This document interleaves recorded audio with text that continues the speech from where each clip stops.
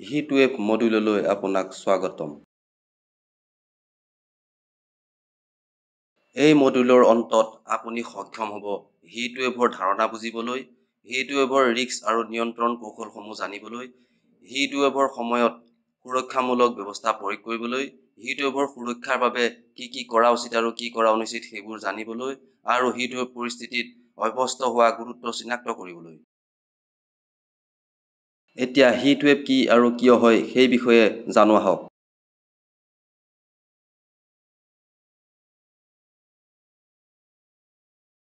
Heatwave সাধাৰণতে গৰমৰ শীৰ্ষকালত ঘটে, যেতিয়া বায়ুমণ্ডলৰ ওপৰাংশত উচ্চ বায়ুচাপৰ এটা প্ৰণালী কোনো অঞ্চলত আহি 2 বা তাতকৈ অধিক দিন ধৰি থাকে।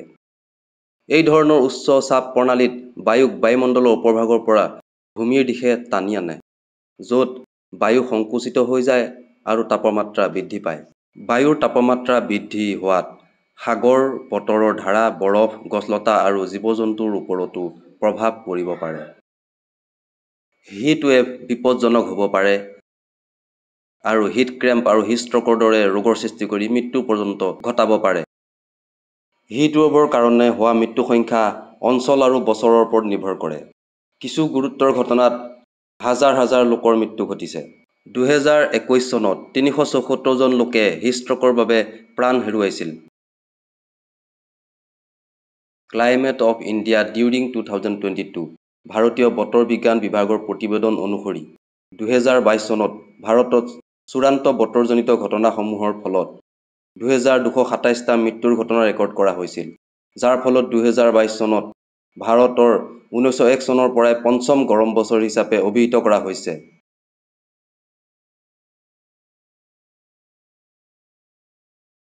ভাৰতীয় বতৰ বিজ্ঞান বিভাগ IMDৰ মতে, কোনো স্থানৰ তাপমাত্ৰা সমতল অঞ্চলৰ বাবে 40 ডিগ্ৰী চেলছিয়াছ বা পাহাৰীয়া অঞ্চলৰ বাবে 30 ডিগ্ৰী চেলছিয়াছত উপনীত নোহোৱালৈকে হিটৱেভ বুলি গণ্য কৰা নহয়। যেতিয়া কোনো অঞ্চলত সৰ্বাধিক তাপমাত্ৰা 45 ডিগ্ৰী চেলছিয়াছ বা তাৰ ওচৰত থাকে, তেতিয়াই হিটৱেভ ঘোষণা কৰা উচিত।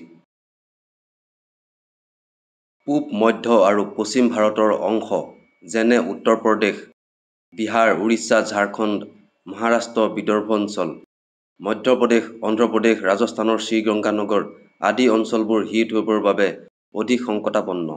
গৰমৰ সময়ত তাপমাত্ৰা 45 ডিগ্ৰী চেলছিয়াছৰ ওপৰত উঠি জনসংখ্যাৰ ওপৰত কুপ্ৰভাৱ পেলায়। আহক এতিয়া হিটৱেভৰ প্ৰভাৱ আৰু চৰকাৰৰ দ্বাৰা গ্ৰহণ কৰা ব্যৱস্থাবোৰ চাওক। হিটৱেভৰ কুপ্ৰভাৱ কেৱল মানুহৰ ওপৰতে নহয়, জন্তু আৰু উদ্ভিদসমূহো গুৰুত্বপূৰ্ণভাৱে প্ৰভাৱিত হয়। চৰকাৰে নিয়মিতভাৱে দিক নিৰ্দেশনা, পৰামৰ্শ আৰু সতৰ্কতামূলক ব্যৱস্থা জাৰি কৰে। ভাৰতীয় বতৰ বিজ্ঞান বিভাগে বতৰৰ পূৰ্বাভাস দিয়াৰ লগতে সংশ্লিষ্ট ৰাজ্য বা জিলাক পৰিস্থিতি অনুসৰি সতৰ্কতামূলক পদক্ষেপ ল'বলৈ পৰামৰ্শ দিয়ে। আপুনি জানেনে যে ৰিস্ক মিটিগেশ্যনৰ পদক্ষেপসমূহৰ অনুসৰি হিটৱেভৰ কুপ্ৰভাৱ কেনেকৈ কমাব পাৰি? এতিয়া আমি হিটৱেভৰ পৰা ৰক্ষা পাবলৈ 4টা মুখ্য ৰিস্ক মিটিগেশ্যন পদক্ষেপৰ বিষয়ে জানো আহক। প্ৰাথমিক সতৰ্কীকৰণ ব্যৱস্থা আৰু আন্তঃসংস্থাৰ সমন্বয়, চিকিৎসা সুবিধাৰ উন্নয়ন আৰু প্ৰশাসনিক ব্যৱস্থা, জনসচেতনতা বৃদ্ধি আৰু সমাজৰ সৈতে সংযোগ স্থাপন, NGO আৰু চিভিল ছ'চাইটি অৰ্গেনাইজেশ্যনৰ সৈতে সহযোগিতা। ৰিস্ক মিটিগেশ্যনৰ পদক্ষেপসমূহৰ বিষয়ে অধিক জানিবলৈ প্ৰতিটো ষ্টেপত ক্লিক কৰক। য'তে প্ৰয়োজন তাতে অস্থায়ী আশ্ৰয়স্থল নিৰ্মাণ, ৰাজহুৱা স্থানত পানী যোগানৰ ব্যৱস্থা উন্নত কৰা আৰু শৰীৰৰ তাপ হ্ৰাসৰ বাবে নতুন কৌশলসমূহ প্ৰয়োগ কৰা। অতিৰিক্তভাৱে, গোটেই দিনটো যথেষ্ট পৰিমাণে পানী খাই পৰ্যাপ্ত পৰিমাণে হাইড্ৰেট থকাটো স্বাস্থ্যৰ বাবে একান্তই প্ৰয়োজনীয়।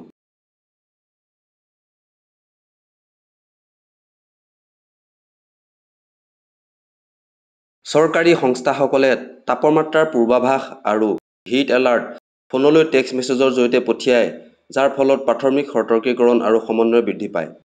সতৰ্কীকৰণবিলাক মন দি শুনক। ঘৰতে থাকক আৰু বাহিৰলৈ যোৱা এৰাই চলক। এলাৰ্ট পোৱাৰ লগে লগে যথাযথ পদক্ষেপ গ্ৰহণ কৰক।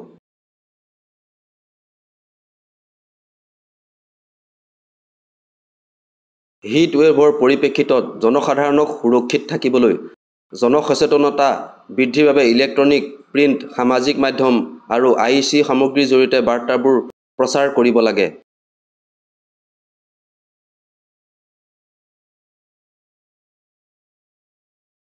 হাস্পতালসমূহত হিট ট্ৰিটমেণ্ট উইং সৃষ্টি কৰিব লাগিব।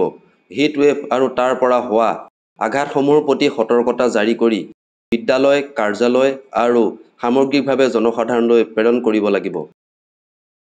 হিট ষ্ট্ৰক তেতিয়া হয় যেতিয়া আপোনাৰ শৰীৰৰ তাপমাত্ৰা 40 ডিগ্ৰী চেলছিয়াছ বা তাতকৈ অধিক হয়, যাৰ ফলত মনৰ বিভ্ৰান্তি, মিৰ্গি বা কোমাত পৰাৰ দৰে পৰিস্থিতিৰ সৃষ্টি হয়।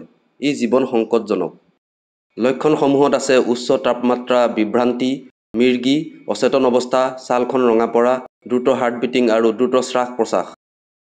হিট ষ্ট্ৰকৰ চিকিৎসাৰ অন্তৰ্ভুক্ত হৈছে ঠাণ্ডা স্থানলৈ ৰূপান্তৰিত কৰাৰ লগতে ভিজা কাপোৰৰ দ্বাৰা শৰীৰৰ তাপ হ্ৰাস কৰা, পৰ্যাপ্ত পৰিমাণে পানী খুৱাই হাইড্ৰেট কৰা আৰু তৎক্ষণাত চিকিৎসা সহায় বিচৰা। আইচ পেকৰ ব্যৱহাৰ এৰাই চলিব।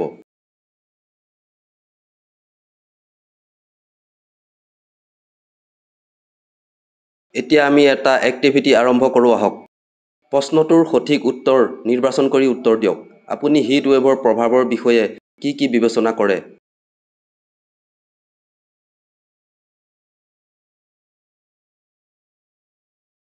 হিট ৱেভৰ শাৰীৰিক স্বাস্থ্য, মানসিক স্বাস্থ্য আৰু আৰ্থিক দিশত গুৰুত্বপূৰ্ণ প্ৰভাৱ আছে। প্ৰত্যেকটো প্ৰভাৱৰ বিষয়ে অধিক জানিবলৈ পইণ্টাৰটো টানি লৈ যাওক।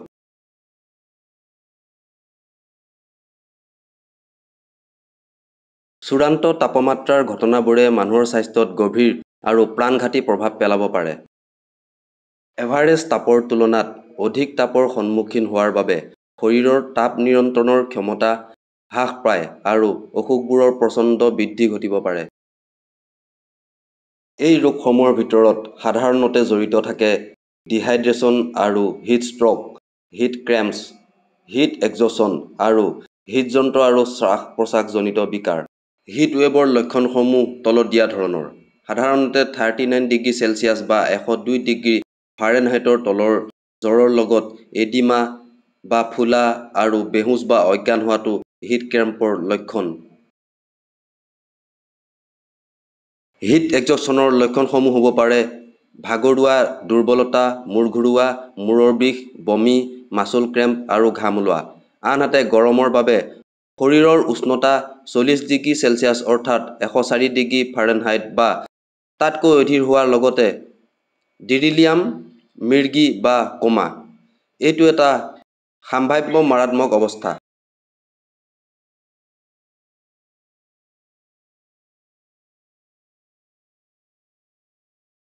হিট ৱেভৰ সময়ত মানসিক চাপ, উদ্বেগ আৰু হতাশা যথেষ্ট বৃদ্ধি পায়, যিয়ে মানসিক আচৰণ আৰু জ্ঞানমূলক বিচাৰৰ সূচনা আৰু তীব্ৰতৰ কৰি তুলিব পাৰে। হিট ৱেভৰ মানসিক প্ৰভাৱৰ ভিতৰত আছে একাগ্ৰতা আৰু মনোযোগৰ অভাৱ, ঘৰুৱা নিৰ্যাতন আৰু হিংসাৰ বৃদ্ধি, আৰু মদ্যপান আৰু ড্ৰাগছ সেৱন বৃদ্ধি।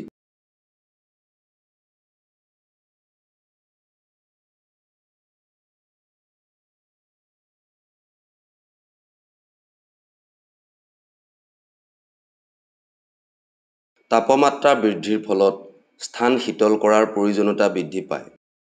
গ্ৰীষ্মকালত চহৰ অঞ্চলত বিদ্যুতৰ চাহিদা কুলিং লোডৰ সৈতে শীৰ্ষত উপনীত হয়। এয়াৰ কণ্ডিচনাৰ, কুলাৰ আৰু ফেনে বিদ্যুতৰ সৰ্বোচ্চ ব্যৱহাৰৰ বাবে অৰিহণা যোগাইছে। চৰম উষ্ণতাই যান্ত্ৰিক শীতল আৰু এয়াৰ কণ্ডিচনাৰৰ চাহিদা বৃদ্ধি কৰে, যাৰ ফলত বিদ্যুতৰ ব্যৱহাৰ বৃদ্ধি পায়, যিয়ে এটা পৰিয়ালৰ গড় ব্যয়ত প্ৰভাৱ পেলায়। আহক আমি এতিয়া ঘৰৰ বাবে হিট ৱেভৰ বিৰুদ্ধে স্থিতিস্থাপকতা কৌশল বুজো।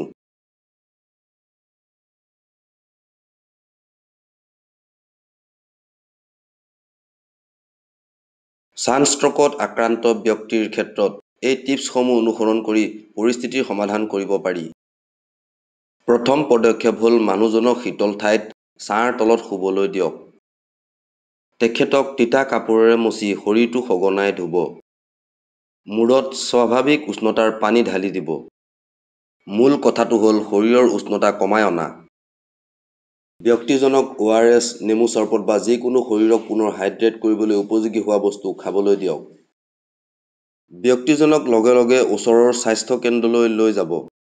ব্যক্তিজনক তাৎক্ষণিকভাৱে চিকিৎসালয়ত ভৰ্তি হোৱা প্ৰয়োজন, কিয়নো হৃদষ্ট্ৰোক মাৰাত্মক হ'ব পাৰে। স্থিতিস্থাপক কৌশলসমূহক দুটা ভাগত ভাগ কৰিব পাৰি। বৰ্তমানৰ ঘৰৰ বাবে শীতল সমাধান, য'ত অন্তৰ্ভুক্ত আছে বাঁহ, খেৰ আৰু কলপাতৰ মুধচ, সেউজীয়া নেট শ্বেডিং, ৰঙৰ ফিনিচিং ইত্যাদি। আৰু নতুন ঘৰৰ বাবে শীতল সমাধান, য'ত পৰিকল্পনা আৰু orientation, fenestration and shading, vertical green আৰু ক্ৰীপাৰ আৰু পাৰগোলা আৰু ট্ৰেলিছ অন্তৰ্ভুক্ত। অধিক জানিবলৈ প্ৰতিটো কুলিং সলিউশ্যনত ক্লিক কৰক। বাঁহ, খেৰ আৰু কলপাতে পৰম্পৰাগত আৰু পৰিৱেশ বন্ধুত্বপূৰ্ণ ছাদৰ সামগ্ৰী হিচাপে কাম কৰে, যিয়ে শীতলতাৰ বাবে এক বহনক্ষম আৰু প্ৰাকৃতিক উপায় আগবঢ়ায়। সেউজীয়া নেট শ্বেডিঙে ছাঁ প্ৰদান কৰি আৰু তাপ স্থানান্তৰ হ্ৰাস কৰি ফলপ্ৰসূ শীতল সমাধান প্ৰদান কৰে। ৰং আৰু দেৱালৰ ঢালাইসমূহে সৌৰশক্তিৰ শোষণ আৰু থাৰ্মেল ৰেমিটেন্সত গুৰুত্বপূৰ্ণ ভূমিকা পালন কৰে। দেৱালৰ ৰং আৰু আকাৰে সৌৰতাপ বৃদ্ধি হ্ৰাস কৰি উষ্ণতা হ্ৰাস কৰাত সহায় কৰিব পাৰে।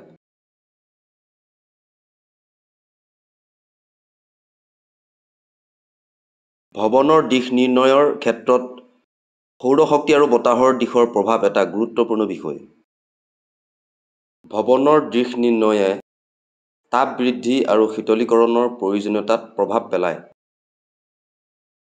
খোলা আৰু সঠিকভাৱে অভিমুখী দুৱাৰ আৰু খিৰিকীবোৰে প্ৰাকৃতিক ক্ৰছ ভেণ্টিলেশ্যন প্ৰদান কৰে। বায়ু প্ৰৱেশ আৰু প্ৰস্থানৰ মাজৰ দীঘলীয়া পথ থাকিলে অধিক শীতলতা লাভ কৰিব পাৰি। ছাঁ দিয়া ডিভাইচসমূহ অট্টালিকাত সৌৰতাপ বৃদ্ধি বা হ্ৰাস কৰিবলৈ ফলপ্ৰসূ আৰু ইয়াৰ ফলত বাহিৰৰ পৃষ্ঠৰ উষ্ণতা হ্ৰাস কৰাৰ এক ফলপ্ৰসূ উপায়, যিটো গৰম জলবায়ুত পৰিৱেশৰ উষ্ণতাতকৈ সহজেই 10% পৰ্যন্ত বেছি হ'ব পাৰে। ভাৰ্টিকেল গ্ৰীণৰ বহুমুখী গুণ আছে। ই ছাঁ প্ৰদান কৰে, বায়ুৰ গুণাগুণ উন্নত কৰে, বিল্ডিং আৰু অভ্যন্তৰীণ উষ্ণতা 20 ডিগ্ৰী চেলছিয়াছৰ পৰা 80 ডিগ্ৰী চেলছিয়াছলৈ হ্ৰাস কৰে। পাৰগোলা হৈছে বাগিচাৰ গঠন বা ফ্ৰেমৱৰ্ক, যিটো সাধাৰণতে উলম্ব খুঁটা বা স্তম্ভৰে গঠিত, যি ক্ৰছবিম আৰু মুকলি জালি বা ছালত বগাই যায়। ইয়াক ছাঁ প্ৰদান কৰিবলৈ, বাহিৰৰ স্থান নিৰ্ধাৰণ কৰিবলৈ আৰু বাগিচা বা পেটিঅছত ডেকোৰেশ্যন উপাদান হিচাপে ডিজাইন কৰা হৈছে। ট্ৰেলিছ হৈছে উলম্ব আৰু অনুভূমিক বাৰ বা স্লেটৰ শৃংখলাৰে গঠিত, যিবোৰ প্ৰায়ে কাঠ বা ধাতুৰে নিৰ্মিত। বাগিচাত বগাই যোৱা উদ্ভিদ আৰু লতাবোৰ বগাই যাব পৰাকৈ বা বাহিৰৰ স্থানত সজ্জাগত উপাদান হিচাপে ব্যৱহাৰ কৰা হয়।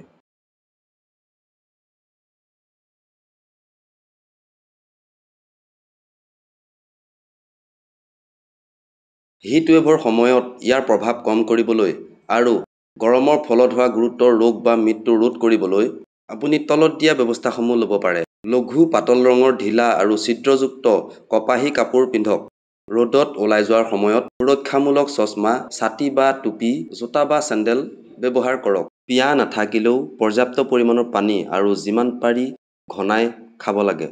নিজকে হাইড্ৰেট কৰি ৰাখিবলৈ সদায় পানীৰ বটল লগত ৰাখিব। যদি আপুনি বাহিৰত কাম কৰে, তেন্তে টুপী বা ছাতি ব্যৱহাৰ কৰক আৰু লগতে মূৰ, ডিঙি, মুখ আৰু অংগ-পতংগত ভিজা কাপোৰ ব্যৱহাৰ কৰক।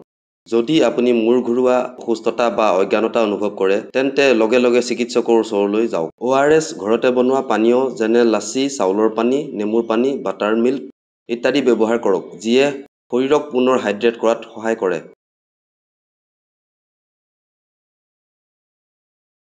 বিশেষকৈ দুপৰীয়া 12 বজাৰ পৰা 3 বজাৰ ভিতৰত ৰ'দত ওলাই যোৱাটো পৰিহাৰ কৰক। বাহিৰৰ উষ্ণতা বেছি হ'লে কষ্টকৰ কামবিলাক পৰিহাৰ কৰক। দুপৰীয়া 12 বজাৰ পৰা 3 বজাৰ ভিতৰত বাহিৰৰ কামৰ পৰা বিৰত থাকক। মদ, চাহ, কফি আৰু কাৰ্বনেটেড শীতল পানীয়ৰ পৰা বিৰত থাকক, যিবোৰে শৰীৰক পানীহীন কৰি পেলায়। স্বেচ্ছাসেৱকসকলে যিকোনো সংস্থাৰ বা সম্প্ৰদায়ৰ কেন্দ্ৰবিন্দু হিচাপে কাম কৰিব পাৰে। স্বেচ্ছাসেৱকসকলে চৰকাৰৰ পৰামৰ্শৰ দূত হিচাপে কাম কৰিব পাৰে আৰু সতৰ্কবাণী প্ৰচাৰ কৰিব পাৰে। স্বেচ্ছাসেৱকসকলে ক্ষতিগ্ৰস্ত এলেকাৰ পৰা লোকসকলক উদ্ধাৰ কৰিবলৈ সহায় কৰিব পাৰে। স্বেচ্ছাসেৱকসকলে বিভিন্ন সেৱাৰ বাবে সাহায্য শিবিৰত সেৱা আগবঢ়াব পাৰে। স্বেচ্ছাসেৱকসকলে চৰকাৰী সংস্থাসমূহক উপকাৰী সেৱাসমূহ পুনঃস্থাপন কৰিবলৈ সহায় কৰিব পাৰে। স্বেচ্ছাসেৱকসকলক সকলো ধৰণৰ সাধাৰণ সেৱাৰ বাবে ৰাজ্যৰ দ্বাৰা ব্যৱহাৰ কৰিব পৰা যায়। আহক হিট ৱেভৰ বিষয়ে আলোচনা কৰোঁ। দুপৰীয়া 12 বজাৰ পৰা 3 বজালৈ ৰ'দ পৰিহাৰ কৰক। নিয়মিতভাৱে পানী খাওক আৰু লঘু ঢিলা কাপোৰ পৰিধান কৰক। ছানগ্লাছ, ছাতি আৰু উপযুক্ত জোতা পৰিধান কৰক। মই স্বেচ্ছাসেৱক হিচাপে কেনেকৈ সহায় কৰিব পাৰোঁ? আপুনি হিট ৱেভৰ সতৰ্কতাৰ বিষয়ে লোকসকলক শিক্ষিত কৰিব পাৰিব। তেওঁলোকক ভিতৰতে থাকিবলৈ, পৰ্যাপ্ত পানী খাবলৈ আৰু উপযুক্ত কাপোৰ পৰিধান কৰিবলৈ শিকাওক। আপোনাৰ প্ৰচেষ্টাই তেওঁলোকক সুৰক্ষিত ৰাখিব। নিশ্চয়, মই আনক সতৰ্ক কৰিম আৰু ক্ষতিগ্ৰস্ত লোকসকলক সহায় কৰিম। অতি সুন্দৰ। একেলগে আমি এটা পৰিৱৰ্তন আনিব পাৰিম। স্ব-ইচ্ছাৰে কাম কৰাৰ বাবে ধন্যবাদ। তলত হিট ৱেভৰ প্ৰভাৱৰ বাবে এটা আৱশ্যকীয় কিটৰ সামগ্ৰীসমূহৰ তালিকা দিয়া হৈছে। পানীৰ বটল, ছাতি বা টুপি বা মূৰ ঢাকিবলৈ কিবা বস্তু, হেণ্ড টাৱেল, হেণ্ড ফেন আৰু ইলেক্ট্ৰলাইট গ্লুক'জ বা অৰেল ৰিহাইড্ৰেশ্যন। এই মডিউলত আলোচনা কৰা মূল বিষয়বস্তুসমূহ হৈছে: হিট ৱেভ হৈছে অত্যধিক গৰম অৱস্থাৰ সময়, যিয়ে মানুহৰ স্বাস্থ্য আৰু সুস্থতাত বিভিন্ন সংকট সৃষ্টি কৰিব পাৰে। হিট ৱেভৰ সতৰ্কতা আৰু প্ৰতিকাৰ ব্যৱস্থা উপলব্ধ কৰা অত্যন্তই প্ৰয়োজনীয়। হিট ৱেভৰ সময়ত পৰ্যাপ্ত পৰিমাণে পানী খাওক, ছাঁত থাকক, লঘু কাপোৰ পৰিধান কৰক আৰু ফেন বা এয়াৰ কণ্ডিশ্যনিং ব্যৱহাৰ কৰক। হিট ৱেভৰ সুৰক্ষাৰ বাবে সতৰ্কতাৰ ভিতৰত আছে দুৰ্বল ব্যক্তিসকলৰ খবৰ লোৱা, বাহিৰত কঠিন কাম এৰাই চলা আৰু ছানস্ক্ৰীন ব্যৱহাৰ কৰা। এক্লিমেটাইজেশ্যন অৰ্থাৎ পৰিস্থিতিৰ লগত নিজকে খাপ খুৱাই ল'বলৈ লাহে লাহে অভ্যস্ত হোৱা। ব্যক্তিসকলে হিট ৱেভৰ প্ৰভাৱ ভালদৰে সহ্য আৰু মুখামুখি হ'ব পৰাটো গুৰুত্বপূৰ্ণ।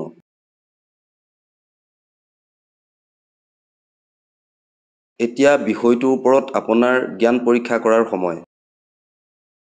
প্ৰশ্নকেইটাৰ উত্তৰ দিয়ক। এইটো এটা মূল্যায়ন কাৰ্যসূচী। প্ৰত্যেক প্ৰশ্নৰ সমান নম্বৰ দিয়া হৈছে। পৰীক্ষাত উত্তীৰ্ণ হ'বলৈ কমেও 60% নম্বৰ পোৱাটো আৱশ্যক। প্ৰশ্নসমূহ মনোযোগ দি পঢ়ক আৰু উপযুক্ত উত্তৰ নিৰ্বাচন কৰক।